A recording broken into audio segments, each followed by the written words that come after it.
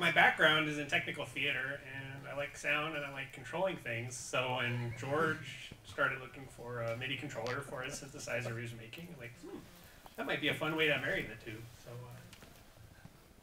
so yeah, that's it. I can't go over there. So I make that. If anybody has one of these, version 3 of the firmware is coming out soon. It's going to add an arpeggiator and like a polyphonic voice assigner. So if you have several of these and several voice chains, you can do polyphony with it. So there's that. MIDI's cool. I like it. I decided that I didn't just want to control synthesizers. I wanted to control the world. So that's why I came up with the Midify board, which is also over there. Mute me for a second. There you go. Good. That's nerve-wracking. James, this is it. yeah, fix this. It's very tiny. You can fit it in just about anything. It's actually just the right size and got all the right connections to go on like a Game Boy or a Nintendo DS or something. So if you got a little synth cartridge, it works for that. You can put it in other stuff too, like the aforementioned corn dog thing. I just want to put it in something weird, so I put it in a microwave. Hold it up again. Yeah, hold it up again, please. So hooked that to all the buttons on the microwave, so I got a MIDI controlled microwave at home. Make corn dogs a lot.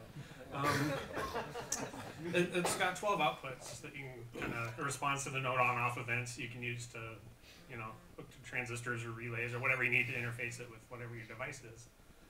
But you know, you just have to figure that out. You don't have to deal with the decoding all the MIDI stuff. There's a skull, something I rigged up for Halloween. It's a MIDI controlled skull.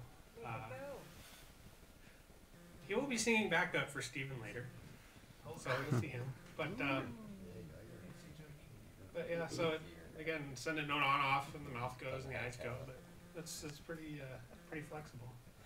So after this, I decided to start getting into Eurorack modules. The first one I did is called the Filtare SEIII. It's based on the SSM 2040 chip.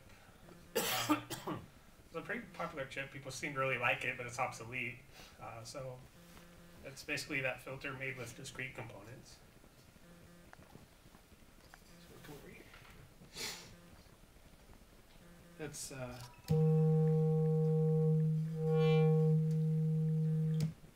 it's got low pass, band pass, high pass, and a notch filter outputs on it. They're all available at the same time. The notch output is, you can control the balance between low pass and high pass. All the inputs on it have CV, or all the controls on it have CV inputs. James, can you get the picture up?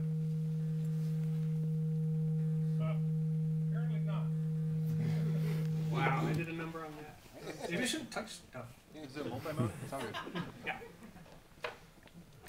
So here's the low pass output. It's got a sawtooth running through it.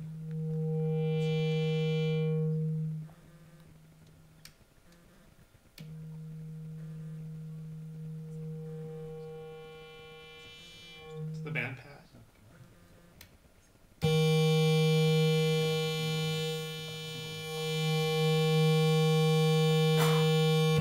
It's the high pass. And here's the notch filter. So that's sweeping the frequency. But like I said, you can kind of change the balance between the what's all low pass, what's all high pass.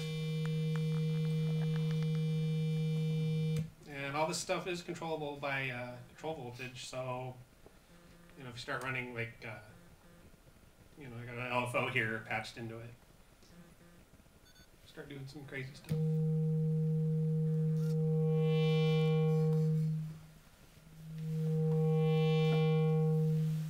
So there, it's just sweeping the frequency all by itself. I don't have to touch it. I'm going to keep it short, so if anybody wants to come here and play with it later, they can. Next thing I have to show off, it's called the Multiplicity 15. It's a buffered multiple. You know, you got, when you're doing these modular synthesizers, you got patch cables all over the place, and one of the things people a lot of times have is a module is just a bunch of jacks hooked together. Well, the problem is every time you plug something into that, you're splitting your signal off and you lose some of your signal. Well, this has That's not it either. So this has 5 inputs and 15 outputs. They're all buffered in between each one. The more stuff you plug in, you don't lose your signal. And it's kind of configurable. All the inputs are kind of cascaded together, so like if I plug one signal into here, I can split it out 15 different ways. Or I can plug 2 signals in and, you know, have a 3 and like, you know, it's pretty flexible as far as the routing goes on the thing. So, you know, it's a little utility module, but it's for Eurorack, and there's a ton of them out there, so it's going to be kind of a useful thing to bring to the Eurorack community. And that's all I brought to show. Anybody have any questions about anything? Where do you your little MIDI chip? Where do you sell that at? Oh, you can buy that and the other stuff through my website. It's at Division-6.com. I'm also, Number 6. yeah, the number 6. Look on the shirt.